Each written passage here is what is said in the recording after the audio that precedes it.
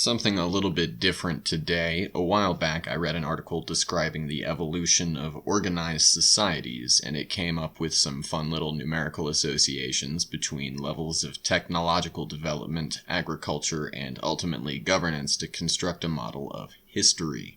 In practice, they created a game of civilization that played itself, complete with a tech tree, but the point here is that this was serious academia, and presumably they believed in their findings. There's a pretty fundamental issue here. What you've been watching is my own take on artificial history. It looks somewhat plausible, right? You will be sorely disappointed to learn that all it does is give those little squares a number and a color. It has no pretensions towards scientific veracity. Now, I could lie and tell you it follows an extremely subtle and sophisticated model of population dynamics and whatever else, and it would not matter. In fact, it actually could have all the required doodads and weeble-wobbles behind it, and it's still irrelevant. You see, the point of numerical simulations like this is to test existing models from experimentally derived data. You could do a simulation of anything from a galaxy to a circulatory system or even abstract social relationships like this, but your model has to be derived from real-world data to be scientific. We cannot test these abstract numerical associations in real life, no matter how good your simulation looks, so it will always be entirely hypothetical. This is a fundamental but often overlooked aspect of real science. If your theory cannot be tested, at least hypothetically,